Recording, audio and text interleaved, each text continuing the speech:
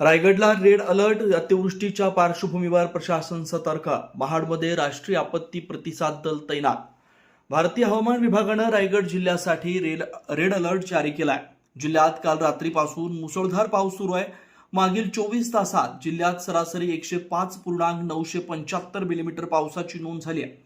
म्हसळा, श्रीवर्धन, तळा, माणगाव आणि पोलादपूर तालुक्यांमध्ये सर्वाधिक पाऊस झाला. म्हसळा तालुक्यात तब्बल 169 मिलीमीटर पावसाची नोंद झाली आहे. अतिवृष्टीची शक्यता लक्षात घेऊन जिल्हा प्रशासनानं सर्व यंत्रणा सतर्क केल्या. नदीकाठच्या आणि समुद्रकिनारी असलेल्या गावातील नागरिकांना सतर्कतेचा इशारा देण्यात आला. आवश्यकतेनुसार सुरक्षित स्थळी स्थलांतराची तयारी करण्यात आली आहे. संभाव्य आपत्तीला तोंड देण्यासाठी महाड इथं राष्ट्रीय आपत्ती प्रतिसाद दलाचं पथक तैनात करण्यात आलं. परिस्थितीवर प्रशासनाचं बारकाईने लक्ष असल्याची माहिती जिल्हाधिकारी किशन जावळेंनी दिली आहे.